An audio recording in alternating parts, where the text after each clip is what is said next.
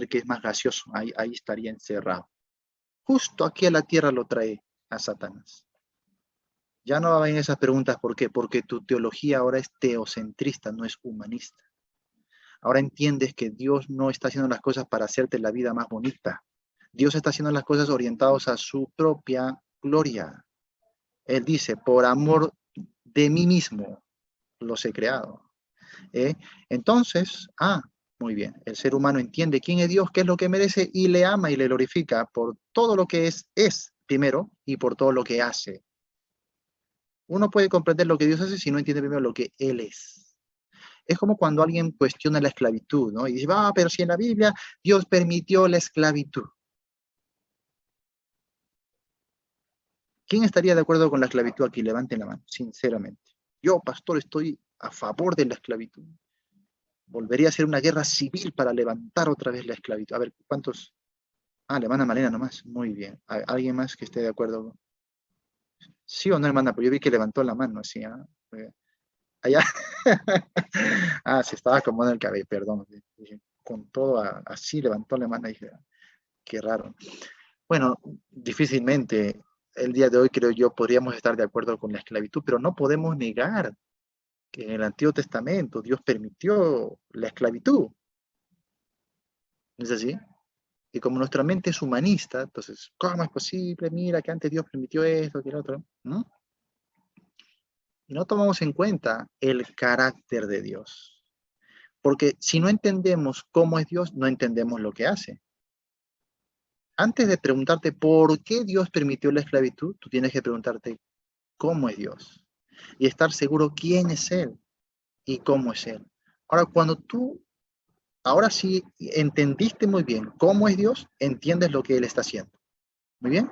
Como sabemos que Dios es justo, sabemos que Dios es misericordioso, sabemos que Dios es bueno, muy bien, voy a entender por qué Él permite la esclavitud. Si no entiendo lo primero, lo otro me va a parecer descabellado. ¿Por qué Dios permite la esclavitud? Así que no necesitas primero saber el contexto, el trasfondo, la historia o detalles, no. Lo primero que necesitas tú es entender cómo es Él. Y eso va a traer seguridad a nuestras vidas, va a traer paz a nuestras vidas, ¿sí? Entonces, ya una vez que yo comprendí eso, Dios me va a dar más iluminación. Cuando yo abandoné esas preguntas que cuestionaban el carácter de Dios y acepté quién es Dios y qué es lo que Él merece, recién mis ojos comenzaron a abrirse más a la iluminación bíblica. Y entonces comenzó Dios a revelarme lo que está ahí en la palabra, o darme entendimiento sobre lo que ya está revelado. Y me di cuenta de que sí, Dios permitía la esclavitud, pero al mismo tiempo daba leyes sobre el trato a los esclavos. Por ejemplo, el hebreo que tenía un esclavo no podía maltratarlo, no podía marcarlo, tenía que darle buen alimento, tenía que darle buen cobijo, buen abrigo, ¿sí? Tenía que hacerse responsable, tenía que permitirle crecer, desarrollar su economía, hasta que al 7º año podría ser libre, completamente libre. Era tanto el buen trato que Dios había preparado para los esclavos, que en el año del jubileo, el esclavo no quería salir libre. Decía, ¿para qué quiero libertad? Acá vivo mejor que un hombre libre. Acá tengo mi familia, tengo buen trato, tengo comida, tengo todo. Amo a mi amo. Así decía, amo a mi amo. Amo a mi Señor. No quiero ser libre.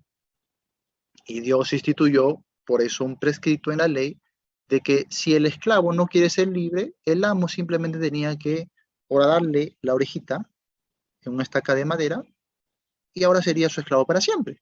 Y tú dices, claro, con tu mente actual, sin entender el carácter de Dios, ¿cómo alguien va a querer ser esclavo de por vida? ¿Quién se le va a ocurrir? Pero en ese tiempo, el que menos quería ser esclavo. ¿Por qué? Porque era bien tratado, bien guardado. Ahora, tú te preguntas, ¿pero por qué Dios llegaba a permitir la esclavitud? ¿Sabes por qué? Porque si Dios no permitía la esclavitud, esos hombres iban a parar a manos impías. Y los otros impíos que no tenían la ley de Dios, sí los trataban sin misericordia, como objetos, como cualquier cosa.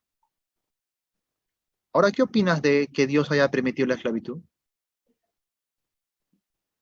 ¿Dudas del carácter de Dios? No, Dios estaba cuidando, no solo de los esclavos, de sus familias, de sus hijos. Y cuando ellos, si es que salían libres, salían muy bien sustentados. ¿Mm? Entonces, hay que saber entender bien. No hay que tener una teología humanista porque eso nos va a cerrar los ojos. Nuestra teología tiene que ser teocéntrica. Teocéntrica. Otro de los temas es cuando vamos a un pasaje de la Biblia y vemos que hay matanzas. Si tú tienes una mente humanista, tú dices, pero ¿cómo Dios ha permitido las matanzas? ¿Cuántos niños han sido masacrados? ¿Eh? Es más, a veces Dios mismo mandaba a su pueblo a masacrar algunas ciudades, algunos pueblos, y ahí estaban niños muriendo. Entonces, ¿qué culpa tienen esos niños inocentes? ¿Por qué Dios es tan malo, tan cruel? Hay pastores que están enseñando, no, mira, en el Antiguo Testamento Dios era cruel, era malo, perverso, pero en el Nuevo Testamento Dios cambió, se volvió bueno, ¿no? Dios de gracia, de amor, de misericordia. No, Señor, han estudiado mal las Escrituras. Primero, ya te dije, confía en cómo es Dios. Si tú confías cómo es Dios en su carácter, entonces vas a entender después lo que Él hace. La Biblia dice que Dios no es tentado por el mal, ni Él tienta a nadie. Si yo creo eso, entonces entiendo que esas matanzas de los niños no está en un contexto de maldad, sino de misericordia. ¿Por qué? Porque nuestro Dios, lo dice toda la Biblia, es grande en misericordia y lento para la ira. Tengo que creer esa palabra para poder entender luego lo que Él hace. Muy bien. Entonces voy creyendo, voy depositando mi fe y mi confianza y voy adorando a Dios por lo que Él es. Y de pronto Dios ilumina mi entendimiento para entender también lo que Él hace. Entonces me doy cuenta que si Dios dejaba a esos niños con vida, iban a pasar cosas terribles. En primer lugar, el pueblo que Él permitía que sea exterminado era un pueblo sumamente pecaminoso, sanguinario, violento, impío, como no te imaginas.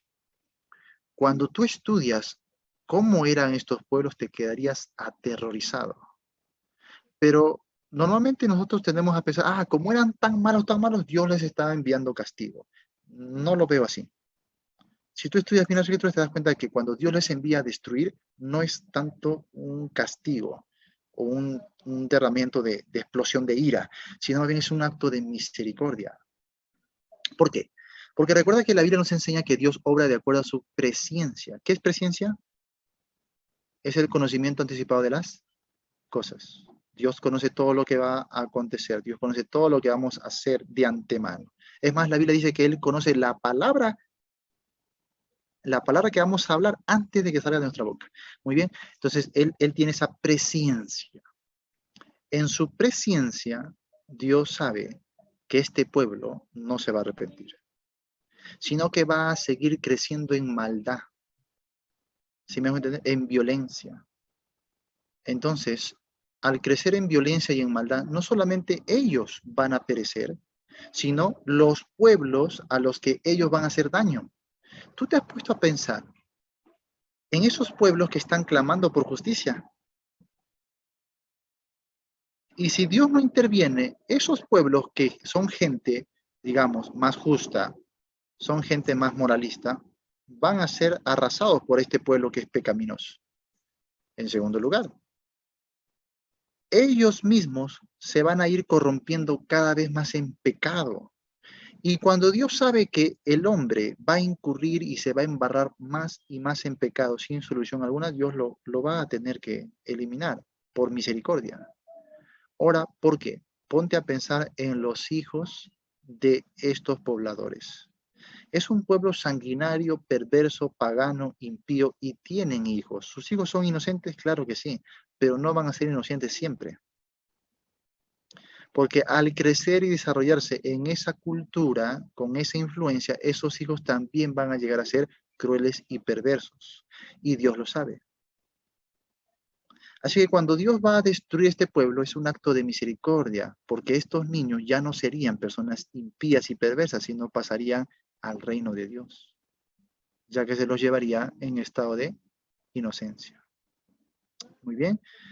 Eh, entonces Dios es bueno, misericordioso, justo, de gracia, y es presciente, conoce todo de antemano.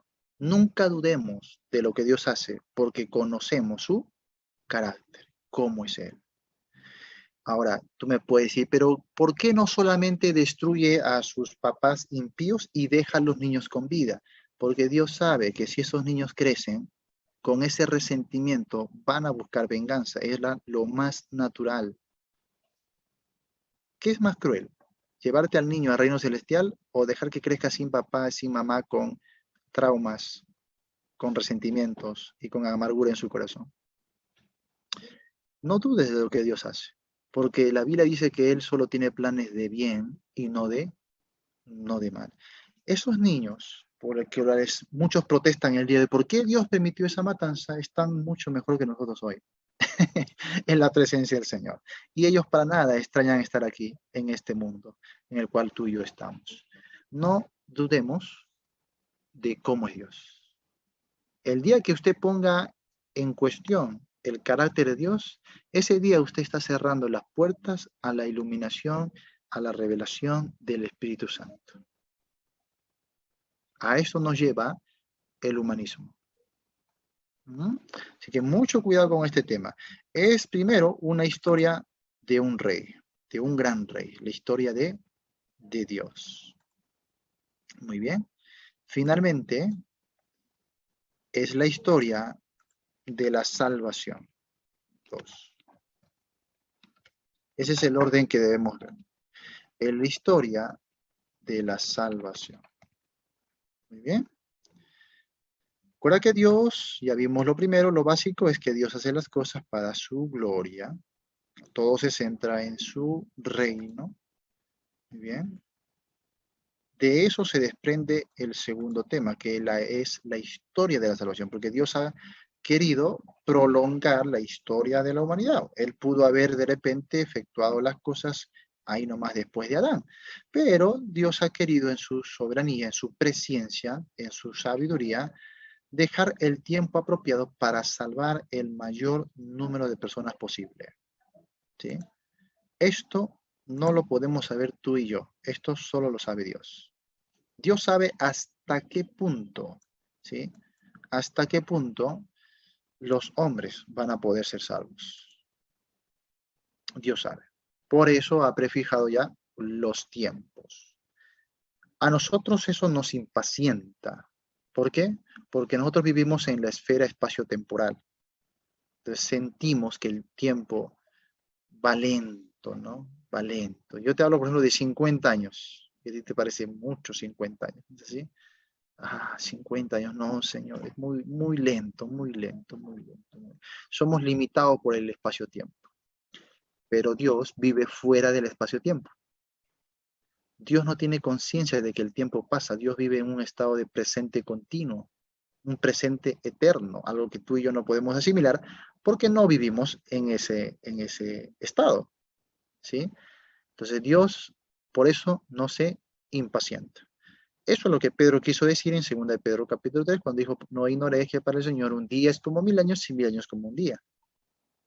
Es decir, no le afecta a él tiempo, no se impacienta. Aunque para nosotros, Señor, ¿por qué tardas tanto? Cuando revisamos desde la época de Cristo hasta ahora, 2000 años aproximadamente de historia humana, y tú dices, wow, ¿cuánto tiempo ha pasado? ¿Por qué tardas tanto, Señor, en venir? Pero Dios no lo ve como tardanza. Dios está dentro del tiempo que Él ya ha prefijado. Pre significa de antemano. ¿Sí? Él ya ha determinado el tiempo.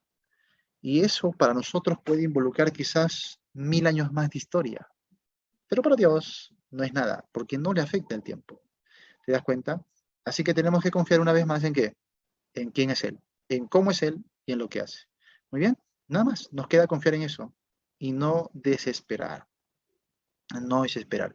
Solo cuando estemos en la eternidad con Él, vamos a comprender, oye, como diría Pablo en 2 Corintios, era una leve tribulación momentánea. Era leve y era temporal. Era momentáneo. Acá lo ves, algo de toda la vida. ¿Cuánto se demora el Señor? Pero cuando estés en la eternidad, dice, oye, mira, no era nada más que un pizquito de, era un tiempito nada más, era breve, ¿eh? Y vas a poder entender como Dios entiende, ¿no? Porque Él nos va a mostrar las cosas como son. Entonces, en ese sentido, cuando pensemos en el plano de la salvación o la historia de la salvación, es una, digamos, es una historia ya concluida, ya consumada para Dios, pero nosotros estamos en ese proceso. No debemos desesperar por este asunto, debemos confiar en Dios, ¿ya? La historia de la salvación. Aquí tenemos que involucrar la gracia de Dios. ¿Sí? La gracia de Dios. ¿Por qué tenemos que involucrar la gracia de Dios? Porque sin este elemento de la gracia no habría salvación. Así de simple. No hay nada que le obligue a Dios a salvar. ¿Sí? Y esto hay que entenderlo con mucha finura. Porque ya saben que hay un grupo de reformados que está diciendo que Dios ha determinado salvar solo a algunos. Y ellos también se basan en ese principio. Ellos dicen, Dios salva solo a algunos, ¿por qué? Porque nada le obliga a salvar a todos. Así de simple. Si Dios no quiere salvarte, pues no quiere, es soberano. Así que si no te eligió, no te eligió. Ya fuiste. Claro, no lo predican así el incrédulo, ¿no? Pero es su teología. Es su teología, es lo que ellos. Si Dios no te ha elegido, no vas a ser salvo por nada. Pero ¿qué pasa si quiero? No, ni vas a querer. No te ha elegido. Muy bien. ¿Por qué? Porque nada le obliga. En eso yo no estoy de acuerdo. Yo estoy de acuerdo, sí, en el aspecto por ejemplo, ¿cómo se dice esto? De la forma general. Es decir, a todo el mundo, a todos los seres humanos, Dios no tiene nada que le obligue a salvarles. A todos. ¿Sí? Pero entonces, ahí también tenemos que complementar algo a la teología bíblica, ya que Dios no solamente tiene un atributo. Lo malo de los reformados es que ellos ven a Dios solo con un atributo, que es el atributo de la soberanía. Él es soberano. Es soberano, es soberano y es soberano. ¿Y por qué es así? Porque es soberano. Y se acabó. No tienes que decirle nada porque es soberano. Muy bien, entonces ellos creen que Dios es solo soberano. Pero la Biblia nos muestra a Dios que sí es soberano, pero también nos muestra a Dios que es justo. Y que es Dios de amor. Y que es de misericordia. Y que es Dios de gracia, etcétera. Entonces, los atributos de Dios tienen que estar en perfecta armonía. Muy bien. Los atributos de Dios tienen que estar en perfecta armonía. Así que, como los atributos de Dios están en perfecta armonía, lo que le obliga a Dios a salvar al hombre es él mismo, su carácter. Por eso se le llama el Dios de la salvación o el Dios de gracia. Pedro, ¿no? Le dice en 1 Pedro 5, más el Dios de toda gracia, que os llamó a su gloria eterna. Muy bien. Entonces, ¿qué es lo que le obliga a Dios a salvar al hombre? Él mismo. Así como podríamos decir, ¿qué es lo que le obliga a Dios a condenar al hombre? Él mismo también. Por eso Dios no puede pasar por alto el pecado. Él va a traer a juicio a la humanidad. ¿Por qué? Porque es justo. Pero asimismo Él ofrece salvación a todos. ¿Por qué? Porque es Dios de gracia. No puede estar en conflicto estos atributos. Son complementarios. ¿Sí? Entonces, cuando alguien me dice, un reformador me dice, no, pero ¿quién obliga a Dios a salvarle a los demás? Yo digo, Él mismo, su carácter, su naturaleza. Dios se derrite en su corazón por salvar. Él mismo lo dijo en el Hijo. Yo he venido, ¿a qué? A buscar y salvar, ¿no?, lo que se había perdido. ¿Quién lo obligó? Nadie. Nadie fuera de él mismo, su naturaleza, su carácter. Ahí están los evangelios, Jesús yendo por el desierto, de pronto ve a una nube ahí de personas que están acercándose y de pronto el corazón de Cristo se hace añicos y dice, tengo compasión de ellos, porque los veo como ovejas dispersas que no tienen pastor. Y ahí está Jesús subiendo al monte de los olivos y mirando a Jerusalén y con lágrimas en los ojos, Jerusalén, Jerusalén, cuántas veces quise a ustedes juntarles como la gallina que junta a sus polluelos debajo de sus alas, y no quisisteis. Jesús llorando, ¿qué le obligaba a él a sentir eso? ¿Qué le obligaba a él a insistir una y otra vez para juntar al pueblo de Israel? Nada, él mismo, su carácter. ¿Sí me dejo entender? Entonces pensemos en su gracia. Estamos hoy en la salvación por la gracia de Dios, una gracia ilimitada, no limitada, como algunos enseñan. Tito capítulo 2, verso 11, dice, porque la gracia de Dios se ha manifestado para salvación a todos los hombres. Gracia ilimitada. Muy bien, así que cuando contemplemos este aspecto de la salvación, también pensemos en Dios, porque sin este elemento de su gracia, sin el Dios de gracia, no habría forma de que el hombre sea salvo. ¿Ya? Pensemos también en el asunto de la fe. ¿Por qué? Y esto va a estar en toda la teología de la Biblia. El asunto de la fe. Finalmente, la gracia es lo que provee salvación al ser humano, pero la fe es el conducto que Dios ha elegido para que los hombres puedan recibir esa gracia. ¿Sí me van a entender? Sin la fe no podríamos acceder a la gracia. Así de simple. La fe conlleva también esto otro que tenemos que considerar, responsabilidad. ¿Ya? Responsabilidad de parte del ser humano. Esto no quiere decir que que el hombre es autor de su salvación. Eso es algo equivocado. De aquellos que plantean que la fe es un don de Dios solo para los elegidos. Nunca enseña eso la Biblia. Eso es un invento filosófico, ¿no?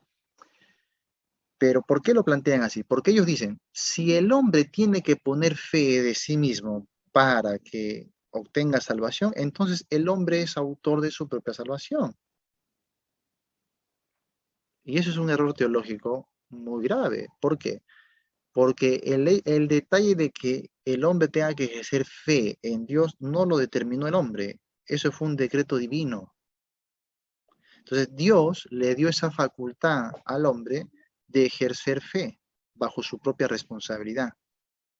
Así que, ¿quién es el autor? Dios, no el hombre. Si nosotros dijéramos que el hombre puede salvarse por algún otro medio o forma aparte de la fe en Cristo, ahí sí diríamos que el hombre está elaborando su propia salvación, pero es imposible, no hay otro camino. El único camino que nos lleva hacia la gracia de Dios es la fe en Jesucristo, y eso lo estableció Dios, no el hombre. ¿Se dan cuenta? Cuidado con integrar filosofía al estudio hermenéutico de la palabra de Dios. Entonces, claramente la Biblia dice que cuando el hombre ejerce fe, no obra para salvación, al contrario, deja de obrar, porque fe es sinónimo de descansar. Y en la Biblia, el reposo, por ejemplo, la primera vez que aparece la palabra reposo en la Biblia es en el Génesis. En Génesis capítulo 2, cuando dice, y reposó Dios de sus obras en el séptimo día. Y eso el escritor de Hebreos lo explica muy bien en Hebreos capítulo 4, cuando habla del correcto significado de la palabra reposo en el hebreo, que es cesar la obra. Por eso dice, el que ha entrado en su reposo ha cesado o ha descansado de sus obras como Dios de las suyas en el séptimo día. Muy bien. Entonces, ahí, la idea de reposo en la Biblia, la idea de la fe, porque ahí el escritor de Hebreos en el capítulo 4 conecta de cómo ingresamos a la fe, dice por la fe, por los que hemos creído, ingresamos a su reposo. Entonces, esa era la idea del reposo, descansar. No es obrar.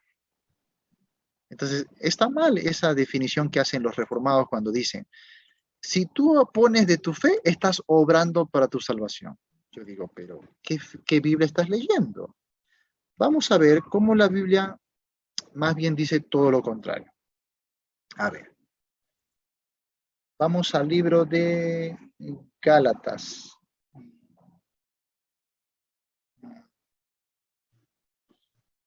¿Ya? Puedes leer Gálatas 2:16.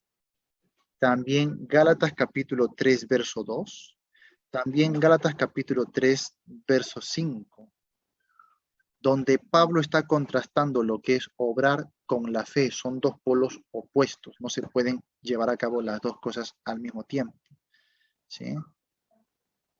En el 2:16 dice, sabiendo que el hombre no es justificado por las obras de la ley, mira, sino por la fe de Jesucristo.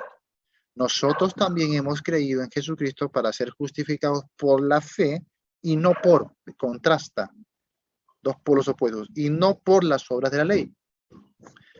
Capítulo 3, verso 2. Dice, esto solo quiero saber de vosotros, ¿recibisteis el Espíritu por las obras de la ley o por el oír con fe? Capítulo 3, verso 5.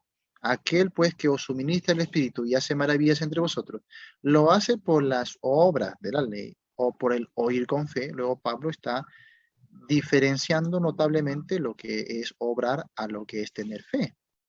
Muy bien. Luego vamos a Romanos. Romanos. ¿Sí? Romanos capítulo 3, 27. ¿Dónde pues está la jactancia? Queda excluida ¿por cuál ley? Dice. ¿Por la de las obras? No, sino por la ley de la fe. 3:28. Concluimos pues que el hombre es justificado por fe sin las obras de la ley. ¿No? Capítulo 9, verso 32. Porque dice, ¿por qué? Porque iban tras ella no por fe, mira, sino como por obras de la ley. Pues tropezaron en la piedra de tropiezo. ¿Sí? Entonces te das cuenta que se opone terriblemente el obrar a tener fe. No se pueden ambas cosas. O decides obrar o decides tener fe. Pero no se puede tener las cosas. Ahora, mira lo que dice Pablo acá. A ver. Sí, Gálatas capítulo 3, a partir del verso 12. Dice, y la ley no es de fe. Mira, la ley no es de fe. Sino que dice, el que hiciera estas cosas vivirá por ellas. La ley no es de fe. En el contexto, Pablo está hablando entonces de la autojustificación a través de las obras. Y Pablo está diciendo que aquel que deposita fe deja de obrar. Mira lo que dice, por ejemplo, en Romanos capítulo 4. Romanos capítulo 4, versículo 3.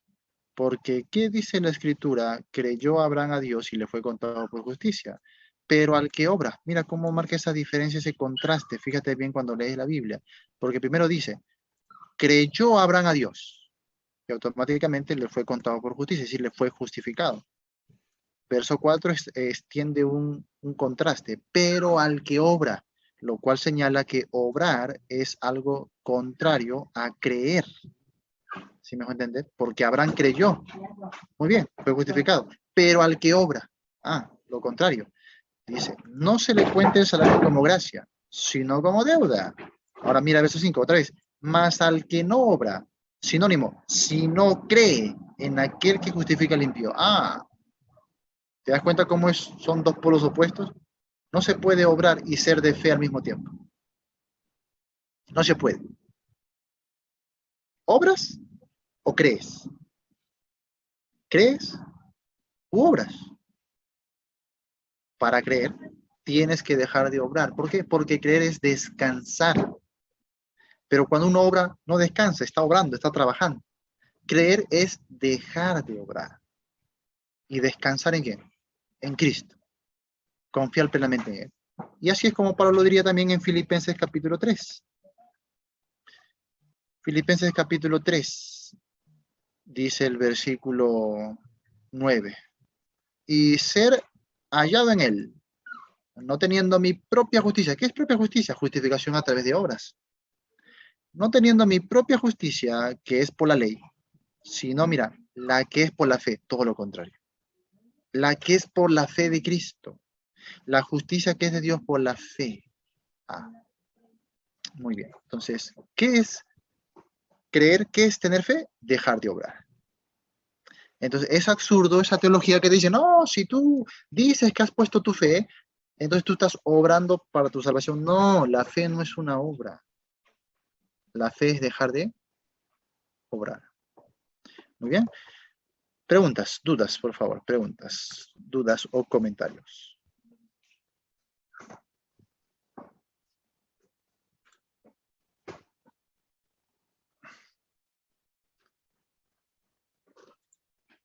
Preguntas, dudas o comentarios, me dice. Pastor, yo quería hacer una consulta, pastor, porque me estoy reventando el cerebro, pues. En el tema anterior, del 4, el cumplimiento, ¿no? Habla del arrebatamiento de la iglesia, ¿no? Que nosotros, o sea, la iglesia va a ser raptada o va a ser arrebatada antes de lo que suceda, ¿cómo le llaman? ¿Cómo le llaman? Tribulación. La La tribulación. tribulación. Sí, gracias. Entonces, lo que quería que me indique, porque me he confundido bastante aquí, dónde figura el arrebatamiento de la iglesia en la Biblia, ¿no? ¿En qué versículos? ¿Me podría indicar, por favor?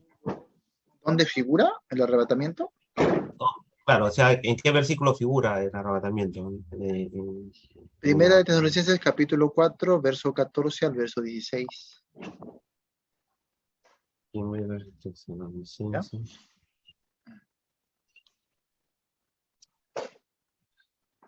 Ya, gracias. Ahí lo leo ahora. Muy amable, gracias, pastor. Muy bien. Muy bien, todo ok. ¿Alguien tiene una pregunta o duda?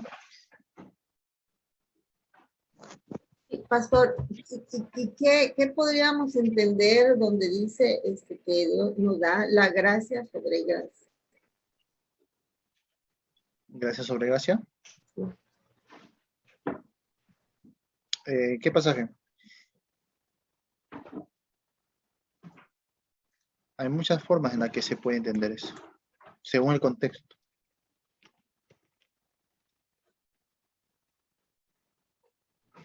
Lo tenía y lo perdí, a ver, lo checo.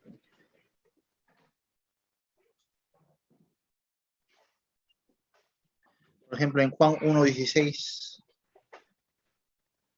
está eso. Ajá, sí. Sí, es Juan 1:16, pastor. Ya. ¿Y por qué pregunta esto, hermanita? Me dice. Es que en alguna ocasión, bueno, como estamos viendo acá la gracia, que habla usted sobre gracia, en alguna ocasión, en una predicación, entendí, ¿no? Que la gracia sobre gracia, pero quería yo así como me quedé un tanto confundida, que la gracia sobre gracia es la que nos da, y nos pusieron un ejemplo, ¿no? Que nos da el Señor, por ejemplo, el ejemplo que nos pusieron es de que si alguien asesina a un familiar, ¿sí? Y se le perdona, pero aparte de perdonar, no se le juzga, no permitimos que la persona se vaya a la cárcel, ¿no? Ese fue un ejemplo que nos pusieron en una predicación y me quedé con esa duda, ¿no? De la gracia sobre gracia. No, ahí está ocurriendo un error de contexto o una ausencia de contexto. Más adelante, no sé qué regla es, tengo aquí todas las reglas ya enumeradas, pero en un momento vamos a estudiar la regla del contexto. Y tenemos que diferenciar por lo menos dos tipos de contexto. Uno es el contexto inmediato, ¿ya? Y otro es el contexto general. Para poder entender bien, yo tengo que tener en cuenta los dos contextos, ¿ya? Cuando uno quiere, por ejemplo, estudiar un pasaje, lo primero que va a echar de vista es el contexto inmediato. Porque como su mismo nombre lo dice, es la parte que está inmediata, es lo que tenemos ahí a la mano. ¿Qué tenemos que hacer para conocer el contexto inmediato? Simplemente leer uno o dos versos antes del pasaje o del verso que yo estoy leyendo y leer luego uno o dos versos después. Eso sería mi contexto inmediato, lo que está ahí próximo. Esos versículos que están próximos, ¿no? O alrededor del versículo que yo quiero entender, me están informando de una temática, me están informando por ahí de un énfasis, ¿no? De un pensamiento, hay una idea más completa cuando yo leo los versículos de alrededor. Entonces, yo no puedo sacar una frase y llevarla fuera de ese contexto y llevarla a un lugar donde signifique lo que yo opine, lo que yo quiero. Eso es hacer eisegesis, ya hemos hablado de eso, ¿no? La eisegesis es añadir mi pensamiento al pasaje. La exégesis es extraer del pasaje su pensamiento que yo voy a aprender. Muy bien. En este caso, gracia sobre gracia podría en la mente de cualquiera significar cualquier cosa. Así que lo más sano, cuando no intentamos algo, ¿qué es? Ir al contexto inmediato. Como Juan es un libro bastante extenso, entonces vamos a darle más lugar al contexto inmediato. Versículo, eso está en el versículo 16. Pero si leemos desde el verso 14, dice, y aquel verbo fue hecho carne y habitó entre nosotros, y vimos su gloria, gloria como del unigénito del Padre. ¿Bien? Ya. Juan dio testimonio de él y clamó diciendo, este es de quien yo decía, el que viene después de mí es antes de mí porque era primero que yo. Porque de su plenitud tomamos todos y gracia sobre gracia. Pues, mira, el versículo siguiente nada más te está explicando. O sea, no tengo por qué yo, qué sé yo, adivinar lo que significa, porque el mismo verso dice, pues, la ley por medio de Moisés fue dada, pero la gracia y la verdad vinieron por medio de Jesucristo. A Dios nadie le vio jamás. El unigénito Hijo que está en el seno del Padre, Él le ha dado a conocer. ¿Bien?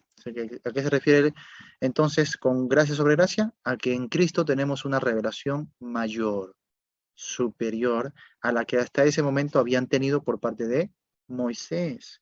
O sea, lo que está diciendo es que el pacto, el nuevo pacto que viene a traer y consumar Jesucristo, nos lleva a un plano superior que lo que tenían los que vivían bajo el antiguo pacto. No sé si me dejo entender. Pero creo que el pasaje es bastante claro. Perdón, pastor, se podría decir así como para complemento aquí de gracia sobre gracia, lo mismo que sucedió en Juan 3:16, porque de tal manera amó Dios al mundo que entregó a su Hijo único, ¿cierto? Eso sería también algo adicional a esto de gracia sobre gracia, porque lo que nos está enseñando acerca de los atributos, ¿cierto? Todo lo hace es por él mismo. Involucra la muerte de Cristo necesariamente, involucra, ¿no?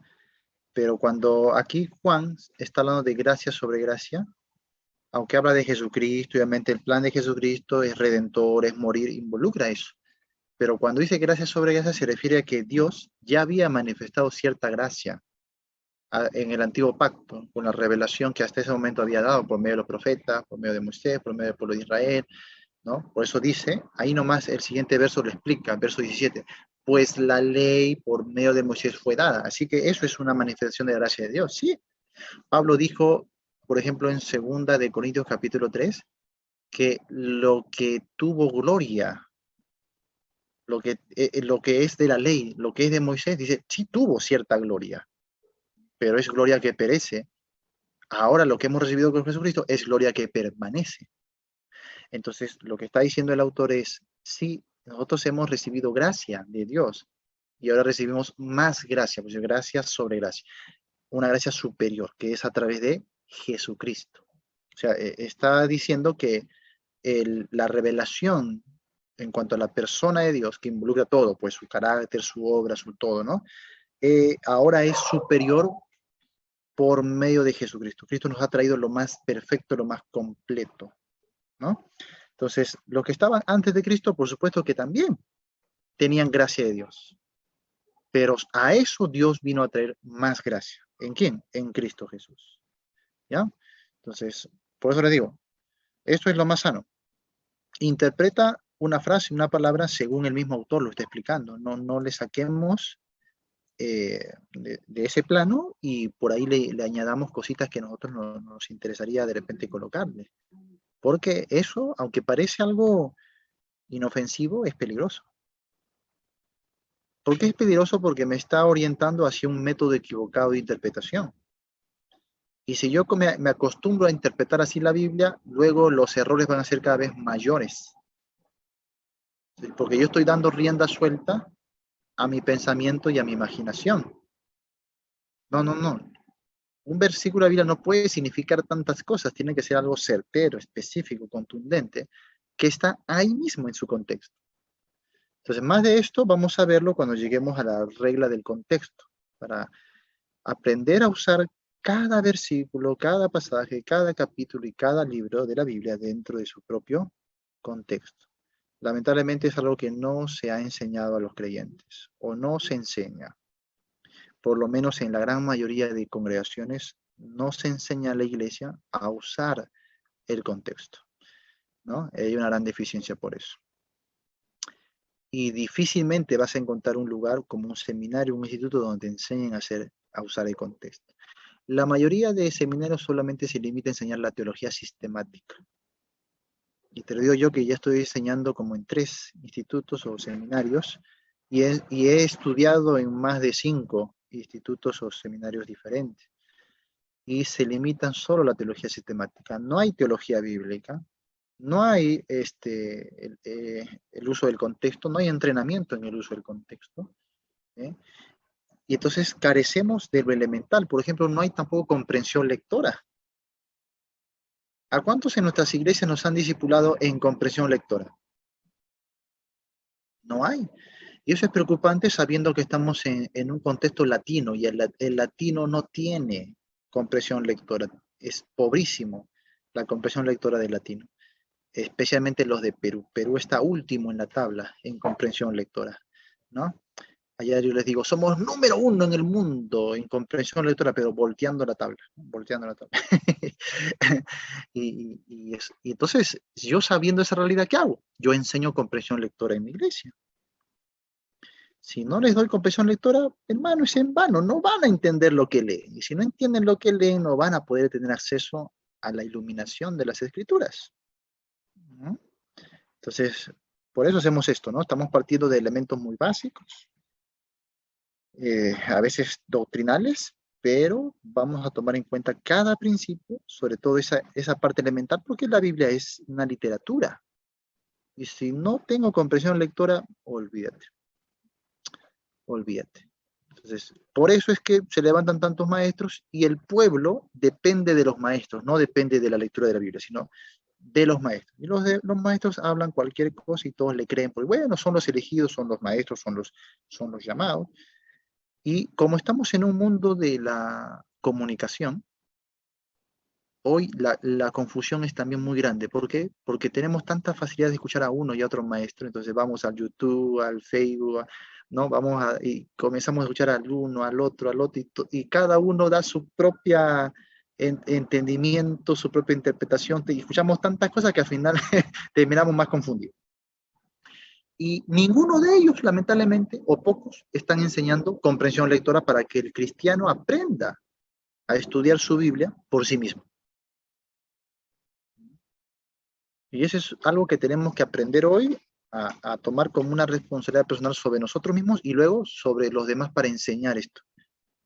Imagino que ustedes están aprendiendo esto para que lo puedan volcar después a otros, ¿no? Y así hacer una diferencia entre esta gran, no sé cómo decirle, esta gran necesidad que hay, ¿no? Esta gran carencia que hay en el mundo cristiano. Muy bien. Bueno, entonces, ahí agradezco, hermanas, por sus consultas, preguntas. Y terminamos, estamos con la regla de la historia del reino. vamos a ver, ¿dónde está? Acá está. Vamos a concluir con es una historia. Es una historia de victoria. Es una historia de victoria. ¿Sí? Es la victoria del reino de la luz sobre el reino de las tinieblas. ¿Sí? Es la historia del reino de la luz sobre el reino de las tinieblas. Es una victoria ya asegurada. Una victoria ya asegurada. ¿Sí? Muy bien. Y sobre todo esto, hermanos, que estamos viendo, que todo va a desembocar ahí a esa gran victoria, ¿no? del Hijo de Dios, del Cordero de Dios. A ese plano estamos yendo. Vamos a ver. Todo esto va a desembocar, ¿no? Así. En lo siguiente. Para llevar a cabo esta gran historia del reino, ¿no? La historia de un rey, la historia de la salvación, la historia de una victoria rotunda, ¿no? Es necesario algunos elementos. En primer lugar, un pueblo. Esto es un pueblo elegido, ¿no? Un pueblo. Este pueblo, entonces, ¿quién es?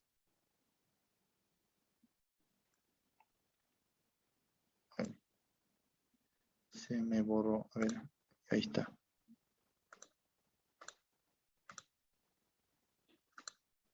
Ahí está. Un pueblo elegido. Israel.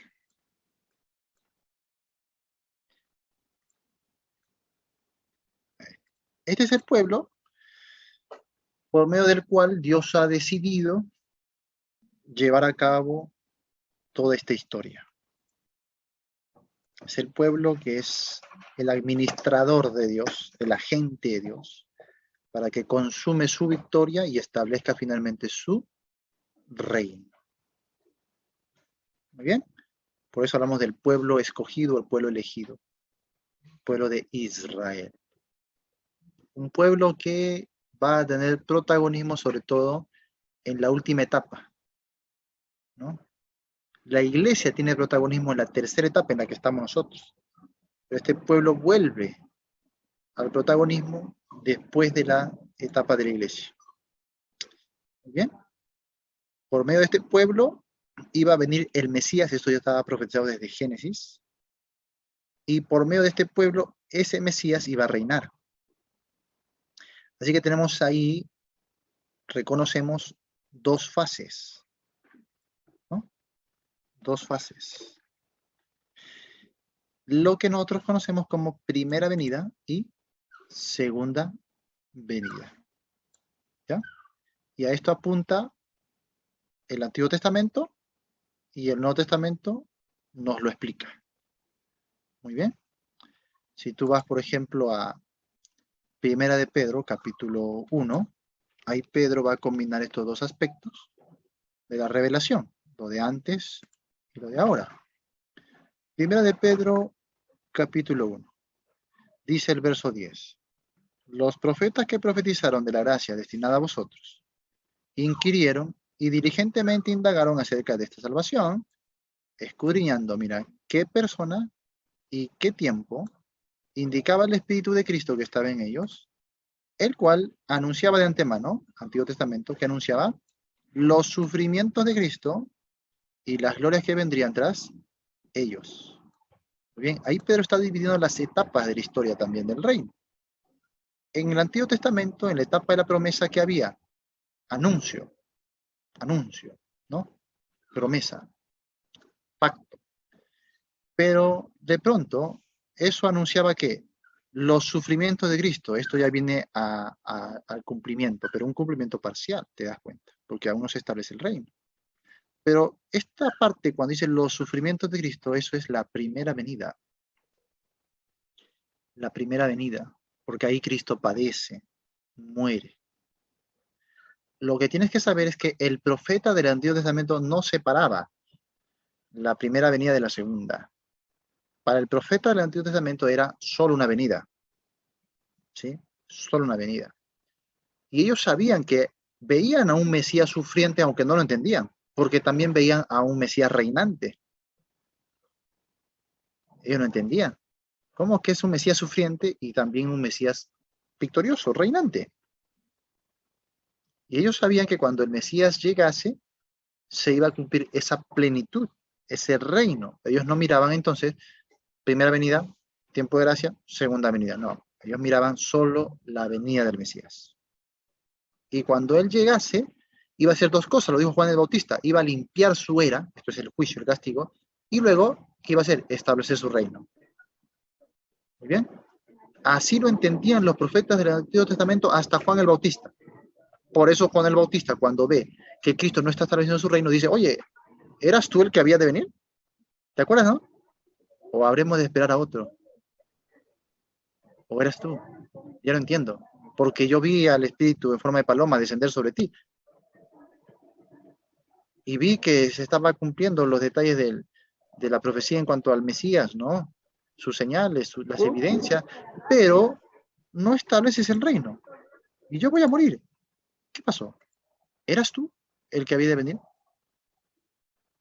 Para Juan esto era natural, no le juzgues a Juan. Muchos juzgan, mira que Juan ahí perdió la fe, ¿cómo es posible? Ese Juan, está bien que le hayan quitado la cabeza por incrédulo, ¿no? A unos predican así. ¿No? ¿Cómo se había atrevido a dudar de Jesús el Mesías? ¿No? Qué terrible ese Juan. No juzgues a la ligera a Juan, porque para ti te es fácil ya que tienes la revelación completa. Juan no lo tenía. Juan no sabía que iba a haber tiempo de gracia. Juan no sabía que iba a haber una iglesia. Juan no sabía que iba a haber arrebatamiento. Juan no sabía que iba a haber un paso de tiempo entre la primera y segunda venida de Cristo. ¿Sí me va a entender? Así que no lo juzgues a la ligera. Era natural que con su poca revelación él dudase y diga, ¿él era el que iba a venir?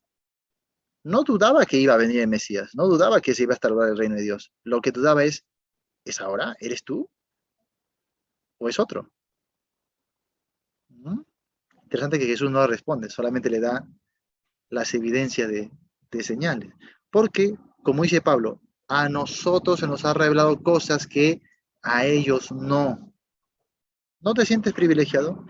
Por algo somos los escogidos de Dios. Porque estamos en una situación de privilegio en cuanto a la revelación divina. Entonces, el profeta del Antiguo Testamento miraba así, los sufrimientos y las glorias como un solo evento. Ya nosotros entendemos que los sufrimientos, primera venida, las glorias que vendrían tras esto, dice segunda venida. Muy bien. Entonces vemos cómo Dios divide su historia en etapas de tiempo, ¿te das cuenta? En eventos, ¿sí? Así que ten mucho cuidado cuando estudies el Antiguo Testamento. Vas a leer Isaías, de pronto vas a ver que Isaías te cuenta el milenio junto con los cielos nuevos y la tierra nueva. Y tú dices, ay, ¿cómo es esto posible? Dios mío, no entiendo nada. ¿Cómo que en el milenio se dan los cielos nuevos y la tierra nueva? No te confundas. Es normal que Isaías lo presente así porque Isaías no tiene toda la revelación que luego Juan el apóstol recibe para escribir el Apocalipsis, donde ya se nos cuentan las cosas como van a ser en detalle. Entonces Juan ya nos explica, pero primero es el milenio y después los cielos nuevos y la tierra nueva. Juan no lo ha visto así, perdón, Isaías no lo ha visto así. Isaías simplemente vio que va a haber un reino mesiánico y los cielos van a ser nuevos, la tierra va a ser nueva. No, es todo lo que vio. ¿Te diste cuenta? Entiende que la revelación es progresiva. ¿Ya? Para que no te duele la cabeza cuando vayas a estudiar a algún profeta del Antiguo Testamento y no entiendas por qué él lo dice de esta manera. Ya entiendes por qué. Muy bien. Dos fases. Primera venida, Israel es usada para que el Mesías venga hacer su obra de redención. Bien, segunda fase, segunda venida, Israel va a ser usada para que Cristo venga a instaurar su reino. Dos fases. Pastor, ¿nosotros en qué fase estamos? ¿En la primera o en la segunda? En medio de las dos, hermano. Estamos entre la primera y la segunda venida, en un tiempo de gracia. A eso le hemos llamado la etapa de la esfera espiritual. Muy bien. Muy bien. Esto también necesariamente involucra ¿qué? Un pacto. Un pacto, ¿no? Un pacto. A ver, para que entendamos. Hay un pacto que van a hacer en Génesis capítulo 15. Sobre ese pacto descansa la promesa del reino a través de un pueblo. ¿Qué pueblo iba a ser? El pacto decía de la descendencia de Abraham, en primer lugar. Escribe eso. Pacto tiene que ver con la descendencia de Abraham. Muy bien. Segundo lugar, ya. Eso involucraba también una herencia. ¿Sí? Una herencia. Un pacto, ¿no? Ahora, sobre este pacto establecido con Abraham y su descendencia, se establecen otros pactos que descansan el uno sobre el otro. Y te lo explico de esta manera, depende para entenderlo mejor.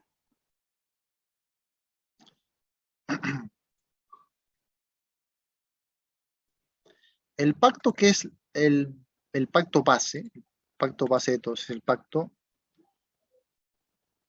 abrámico. Muy bien. El pacto abrámico.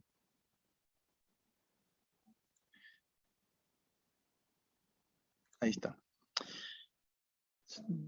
Sobre el pacto abrámico, hemos dicho, se van a descansar otros pactos.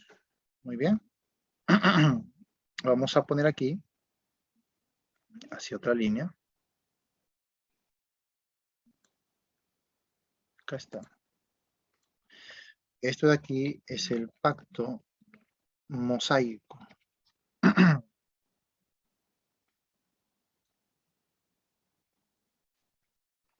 Muy bien.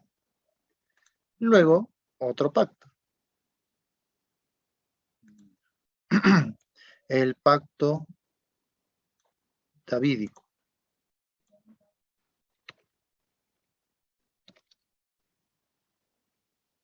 ¿Listo? Pacto davídico. Y sobre ese pacto hay otro pacto más. ¿Cuál es? Acá. ¿Cuál es? El nuevo pacto. Muy bien. El pacto nuevo. Hay algunas cositas que hay que entender aquí. ¿Ya? Primero, los pactos no son todos iguales. ¿Ya? El pacto abrámico, por ejemplo, era de naturaleza incondicional. ¿Sí? El pacto abrámico era de naturaleza incondicional. Este pacto, ya hemos visto, traía promesas como descendencia. A ver acá.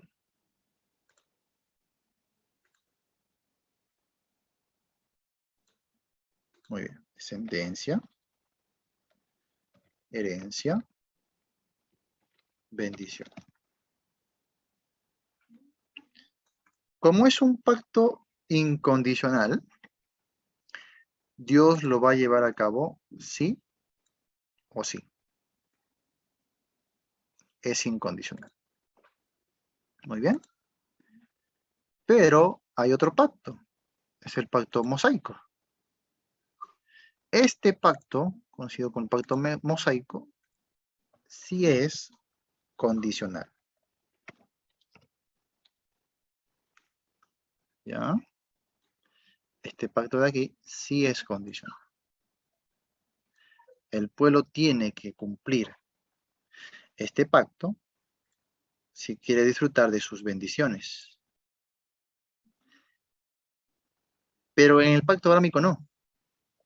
El pacto abrámico es incondicional, así que se va a llevar a cabo sí o sí. Incondicionalmente. Gracias, totalmente gracias. Pero el pacto mosaico sí. ¿Quieres disfrutar de las bendiciones del pacto mosaico? Condición, guarda el pacto. Si no lo guardas, maldición. Muy bien. Muy bien. Ahora, sobre esa idea, aquí hay un pacto davídico. El pacto davídico también es de naturaleza incondicional. ¿Sí? El pacto davídico es incondicional. Muy bien. Y el nuevo pacto también es incondicional. Muy bien. Entonces, de estos 4 pactos que estamos viendo, ¿cuáles son de naturaleza condicional?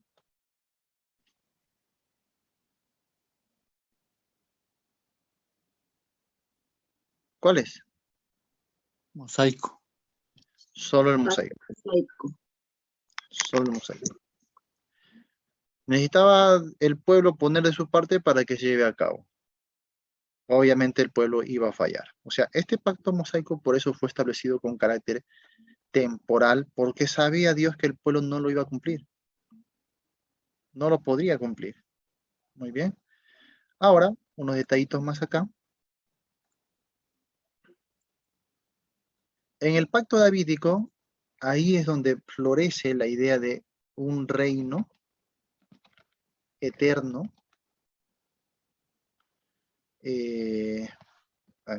Un reino terrenal. Y al mismo tiempo es un reino eterno. Ahí se incluye eso, que recuerda, eso descansa sobre el pacto abrámico, así que no se pierde la bendición, descendencia, herencia, ¿no? Bendición. Así que el reino iba a ser con el mismo pueblo de la descendencia de Abraham. Ese pacto complementa al pacto abrámico. Recuerda que el pacto abrámico es la base de todo lo demás. Muy bien. Muy bien. Hasta ahí creo que las cosas están muy claras. Así que vamos a ver esto. Algo pasó acá. El pueblo quebrante este pacto. Muy bien. El pueblo quebrante este pacto.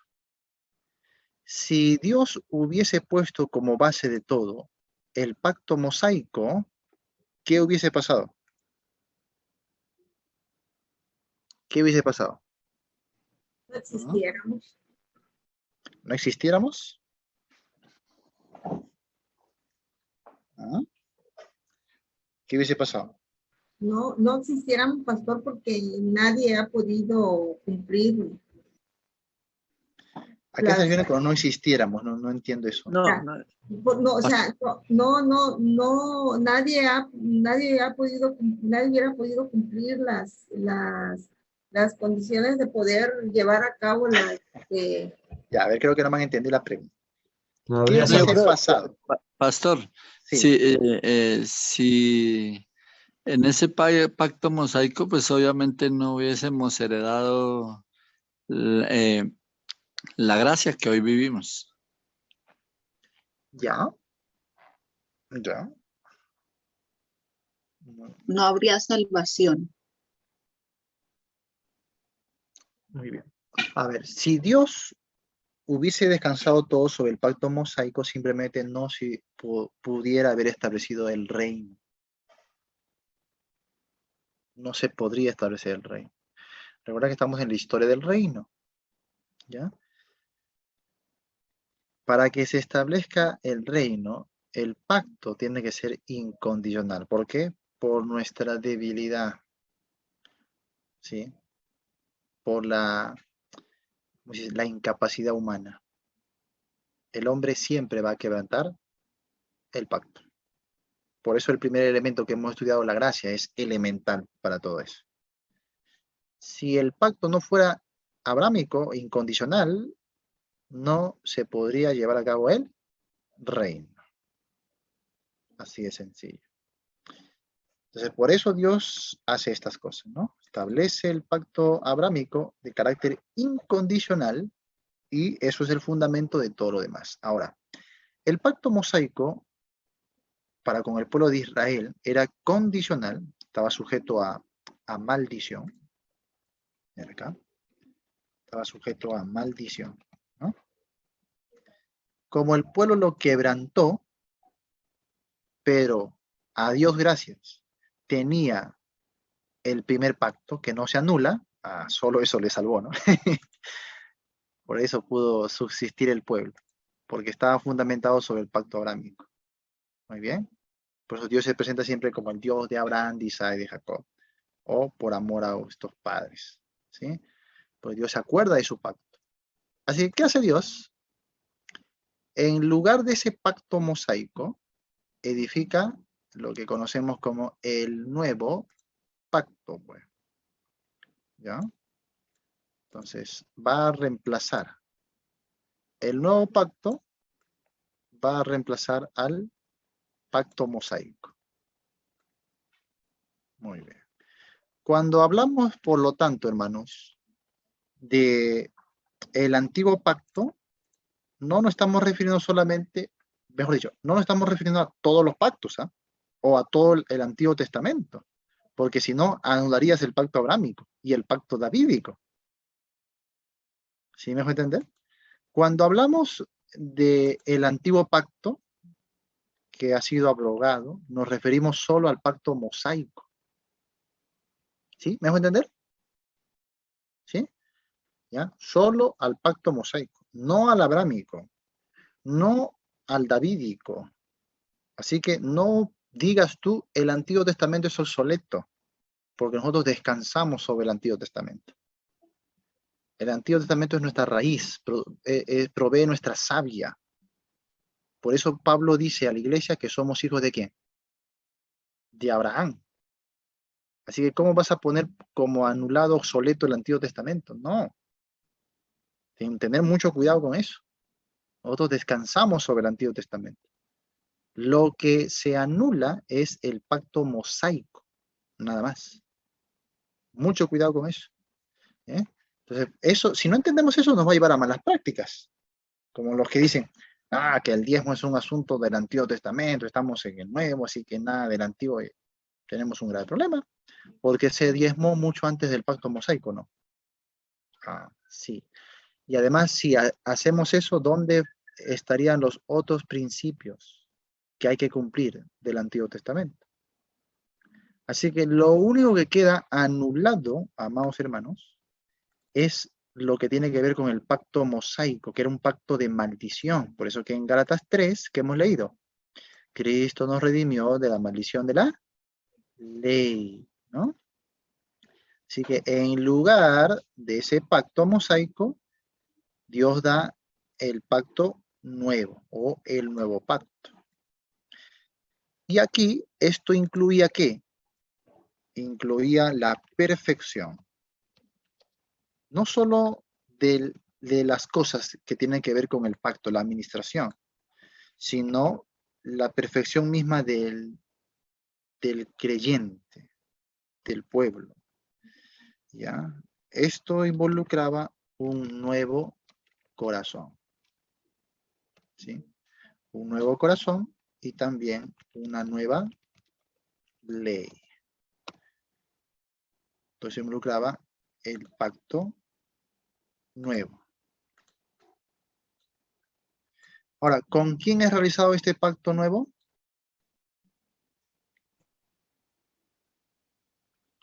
El pacto mosaico Con Israel. es con Israel. ¿Con quién es el pacto nuevo? Con los gentiles. También con Israel. Ujú.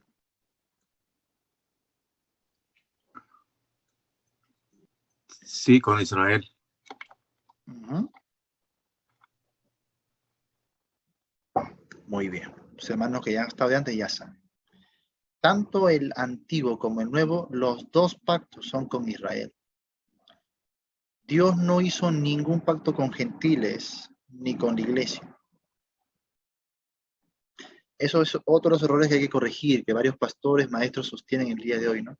El antiguo pacto con Israel, el nuevo ahora con la iglesia, con los gentiles. No, error, nunca enseña eso la Biblia. ¿Ya? Hay que tener cuidado con eso.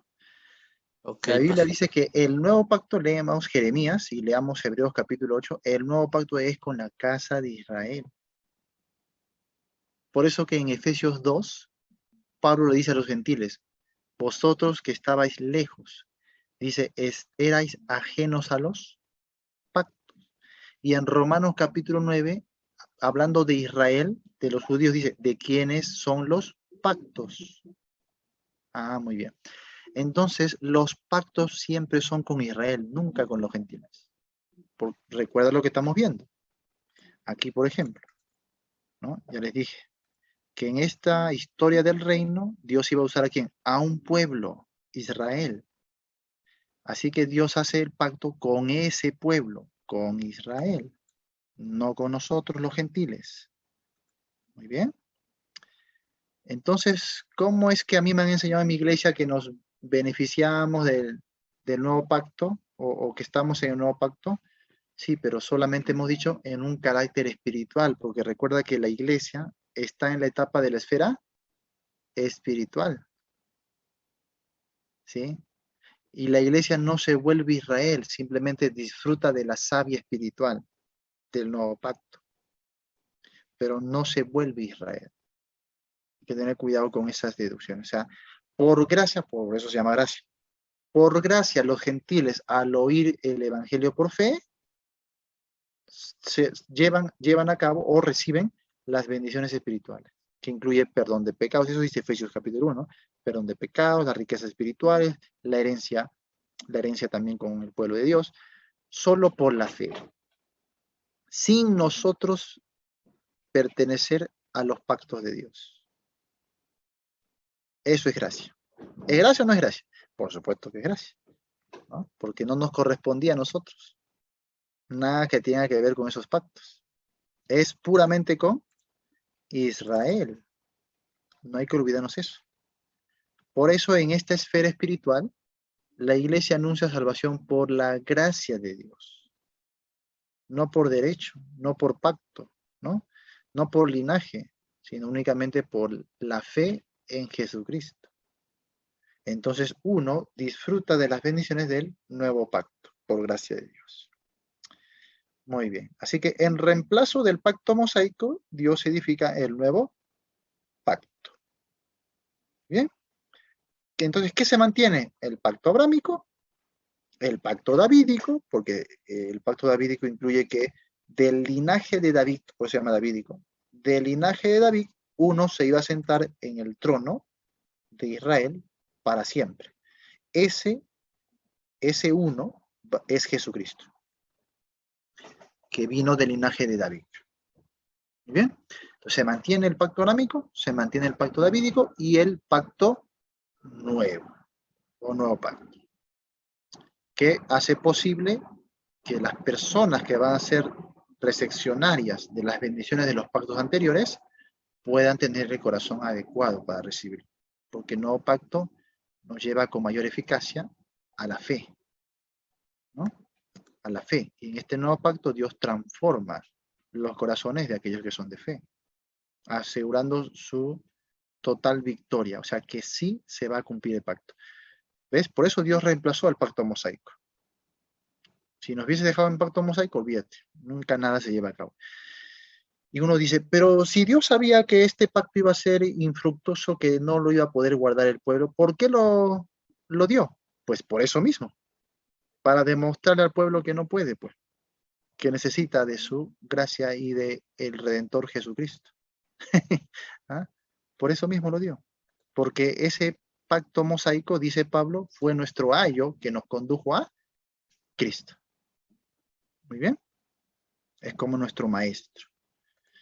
Muy bien, entonces un pacto, ese pacto es sumamente necesario para que se ejecute la consumación de este reino.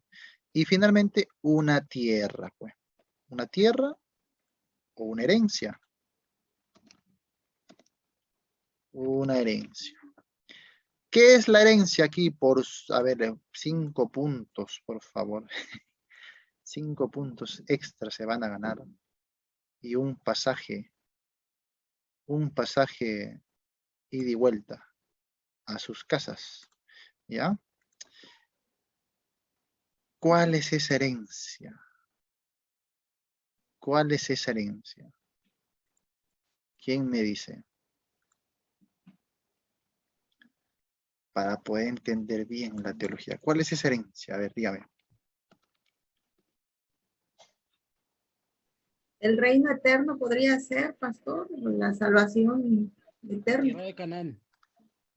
Reinar con Jesucristo. Ya. Más o menos. ¿Cuál es esa herencia que vamos a recibir por la fe en Cristo, juntamente con aquellos que eran agentes o depositarios del pacto? Pablo habló de eso en Efesios capítulo 3.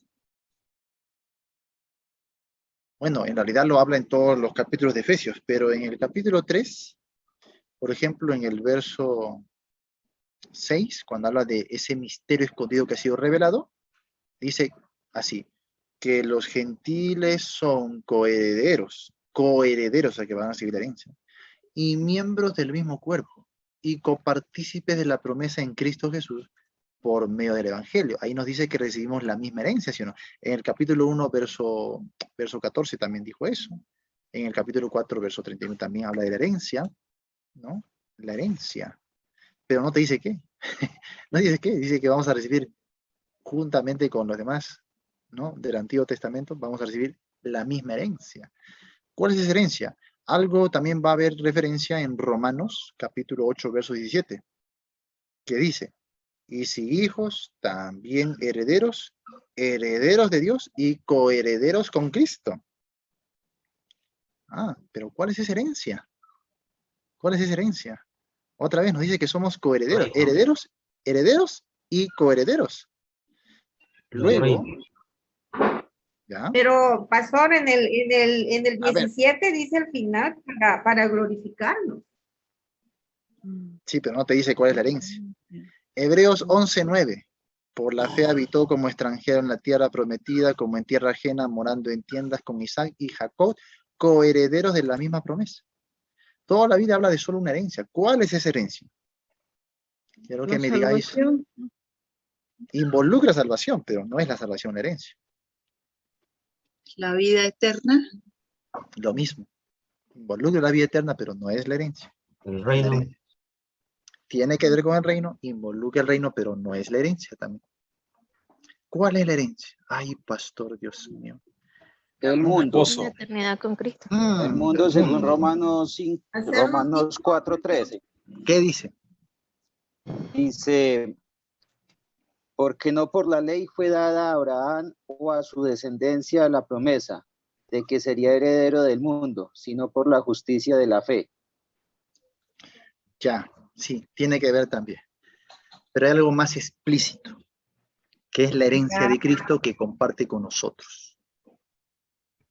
El pacto.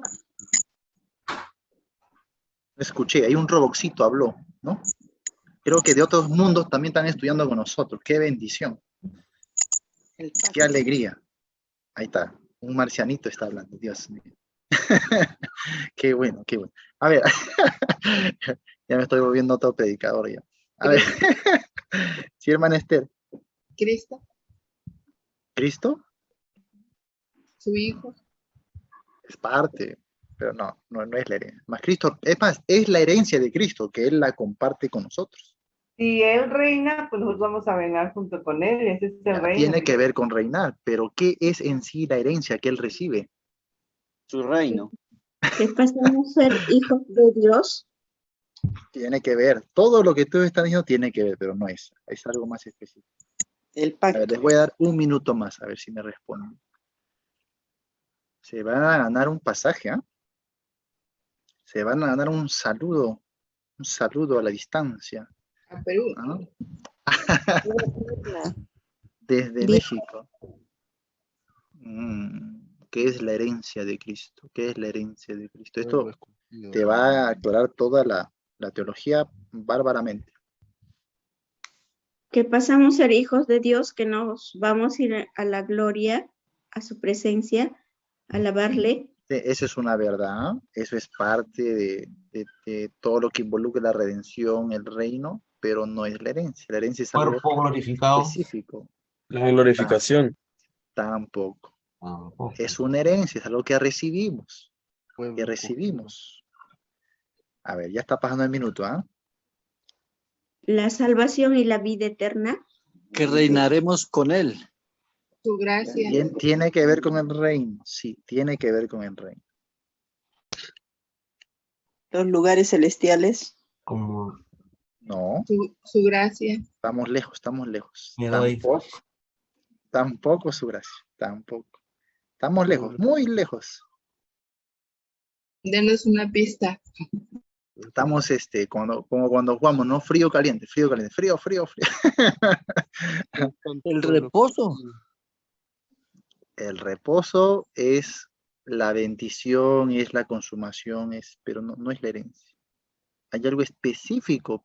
Recuerden las promesas, recuerden el Antiguo Testamento.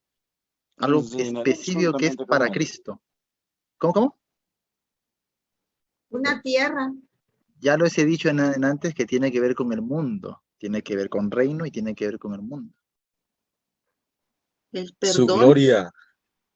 No, pero si le estoy diciendo que tiene que ver con el mundo, el planeta Tierra, el mundo, Ay, el reino de Dios. ya díganos. No, bueno. ¿Qué Quiero pensás? De la promesa. Pueblo escogido, nación santa. Vida eterna. que vamos a gobernar con Él. Reinar con él. Es una herencia real, hermano, es una herencia. Vida eterna. No, es una herencia. ¿Saben lo que es una herencia? Cuerpo que nos dará cuerpo glorificado. No, tampoco. No. Y además están repitiendo lo mismo que ya han dicho. Bueno, ahora sí, ya se rinde, ¿no? Pedazos de la vida. Sí, ya. Pues una herencia reservada en el cielo. No, Uy. ahí estamos fríos. Si esa es la herencia, estamos fritos. ¿No? Se desordena toda la Biblia. A ver, les voy a dar una pista. Salmos capítulo 2. Ahí ya se dan los hermanos. Qué bueno. Eso me dice que todavía necesitamos aprender. Vas a aprender muchas cosas, ¿te diste cuenta? Salmos capítulo 2. Ya. ¿Les digo o no les digo? ¿Ustedes lo quieren encontrar? No, nos lo buscamos. Ah, lo van a Lo buscar. encontramos, pastor, lo vamos a buscar. A ver, lean Salmo 2 y me dicen cuál es la herencia de Cristo. Las naciones. Los confines de la tierra. Ahí está. Verso 8, ¿qué dice? Pídeme y te daré por herencia las Naciones. Pero qué facilito, hermano. Pero dijimos Pero las había dicho naciones. que gobernar. Nadie dijo, no me digan, no, ya van a empezar, ya van a empezar con yo dije, no, Nación santa, pueblo ninguno me dijo las naciones, así que no, Nación santa, O pueblo sea, escogido. sería Él dijo, reinar sobre el la no mundo. tiene que ver nada con eso. Las naciones se refieren a los pueblos de la tierra, a los países, y nadie me ha dicho que Cristo va a recibir las naciones como herencia. A mí Ahora déjame vas a volver. entender, perdón hermana, no te entendí. A mí debe mi boleto. Ah, ya. Yo no te escuché, o no te escuché. ¿Tú dijiste las naciones así, textualmente? Ah, ya pues. Yo estaba pidiéndoles que me digan lo específico. Pues. Ya les dije, tiene que ver con el mundo. Tiene que ver con el reino. Y ahora van a entender algunas cositas. Cuando Jesús estuvo en el monte alto, en la tentación de Satanás, ¿qué le ofreció Satanás? Las naciones. Los reinos de este mundo, las naciones de este mundo, güey. Ahora, ¿por qué Satanás le estaba ofreciendo eso? Porque Satanás conocía las escrituras. Claro, pues. Satanás sabía las escrituras, ¿no? Entonces, le estaba prometiendo algo que estaba en las escrituras como herencia a Cristo.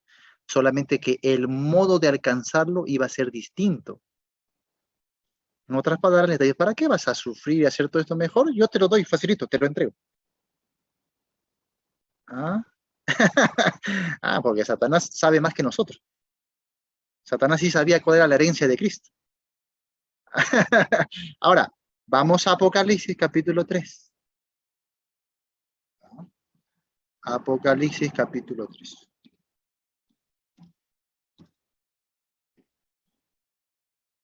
Bien. Como te dije, hoy tenemos una clase exclusiva, solo para ustedes. Y cuando pregunte eso en otra clase, no vayas a soplar, ¿eh? Te quedas calladito. Muy bien. A ver. Apocalipsis, no creo que era el capítulo 2. Sí, capítulo 2.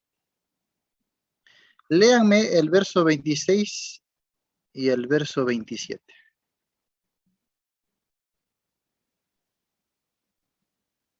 Al que venciere y guardare mis obras hasta el fin, yo le daré autoridad sobre las naciones, y las regirá con vara de hierro, y serán quebradas como vaso de alfarero, como yo también la he recibido de mi Padre. ¡Oh! Ahí está la herencia de Cristo. ¿Que la comparte con quién? Con nosotros, su pueblo. Ahí Apocalipsis 2 le está dando a la iglesia. Oh, qué hermoso. Yo recibí ¿de quién? De mi padre. ¿Qué he recibido? Mi herencia. ¿Cuál es su herencia? Las naciones. Ahora yo le voy a dar también autoridad sobre las naciones. ¿Ya entiendes por qué Pablo le dijo a la iglesia en Corintios 6, ¿no? Si ustedes han de juzgar el mundo, ¿cómo sois incapaces de juzgar cosas tan pequeñas de esta vida? La iglesia recibe y comparte la herencia con Cristo. ¿Su herencia qué son? Las naciones. ¿Ves cómo se complementa el Antiguo y el Nuevo Testamento? La armonía de las Escrituras. Y ahí tenemos. No me invente, por favor, hermano, ¿ya? Pero cuando vea algo, no estés pastor, esto, que no. Se trata de pensar en la teología bíblica. Pensar en la revelación de Dios. ¿Qué es lo que Dios está diciéndonos en su palabra? Esto te va a dar más entendimiento sobre lo que sería el milenio y el reino terrenal. Más adelante, por eso, justamente estábamos hablando hace un momento de esos temas.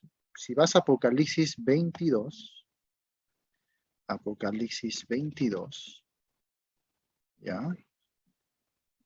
Si quieres desde el 21, ¿ya? Desde el 21.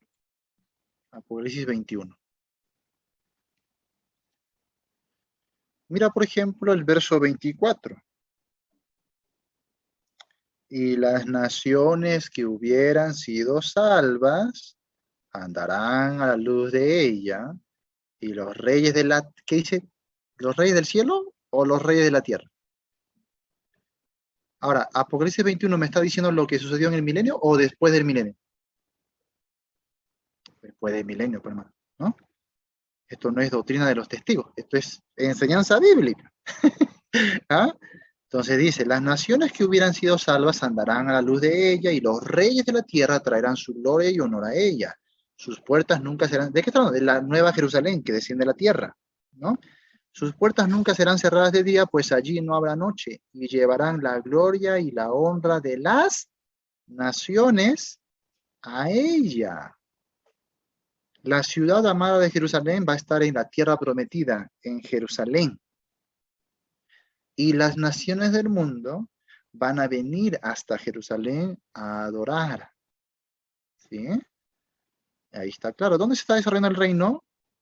Obviamente, en la tierra. Ahí dice claramente, en la tierra. Muy bien. Capítulo 22, verso 2. En medio de la calle de la ciudad y a uno y a otro lado del río estaba el árbol de la vida que produce 12 frutos, dando cada mes su fruto, y las hojas del árbol eran para la sanidad de las, ¿qué dice? Naciones. ¿Hay naciones en el milenio? Sí. ¿Hay naciones después del milenio? Sí, también.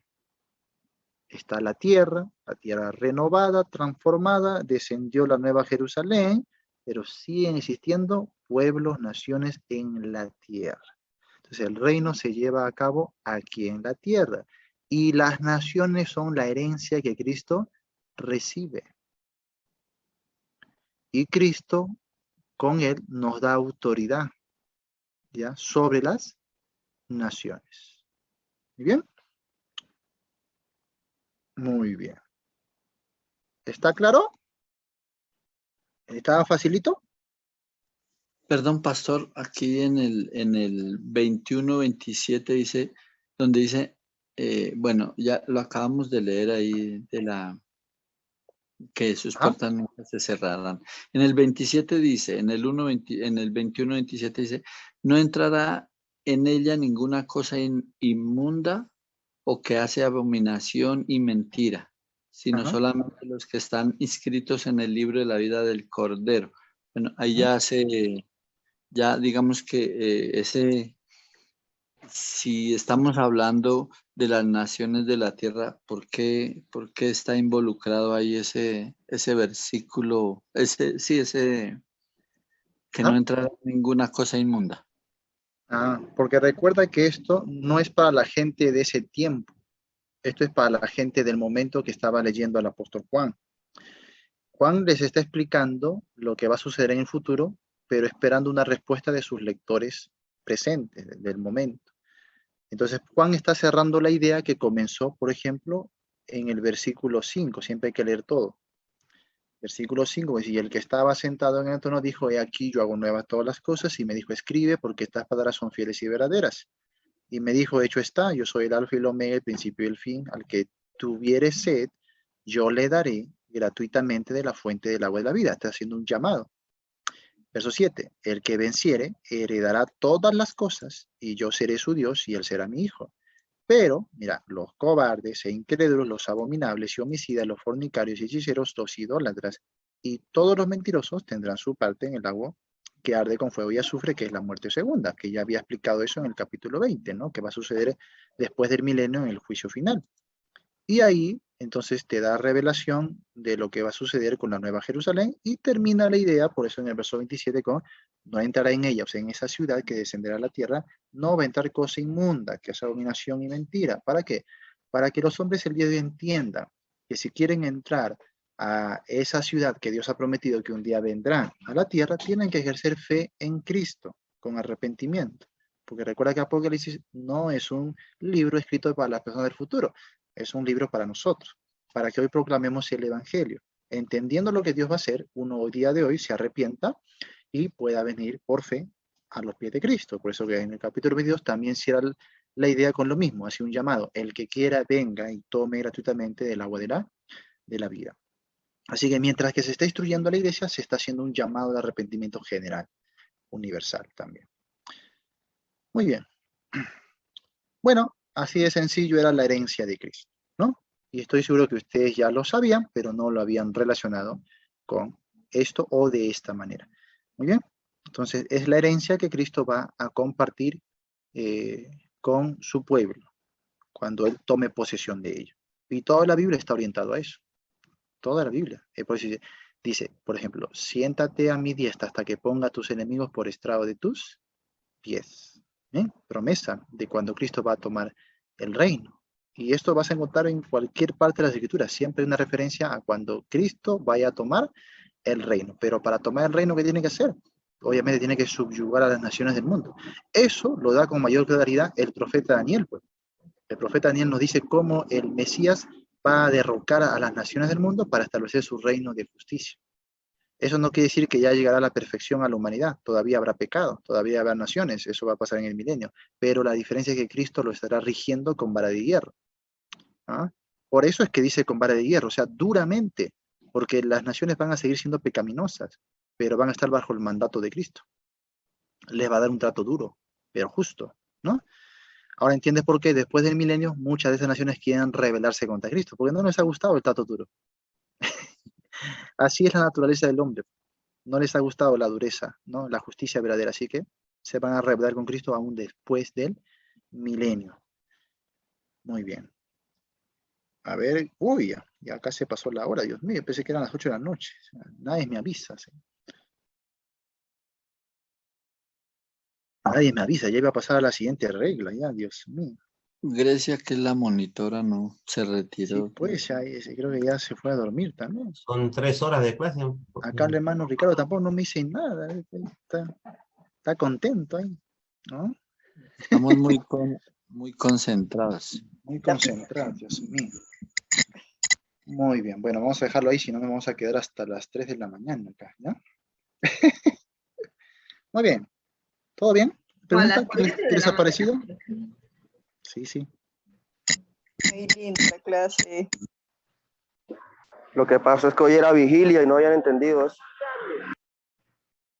Claro, pues man, se quedan para vigilar. Hoy es vigilia, pastor. ¿Ya les gustó la vigilia de los hermanos? Sí. El hermano Ricardo no quiere saber nada de vigilia, llama, ¿no? Para andarnos soñoliendo todo el día ahora.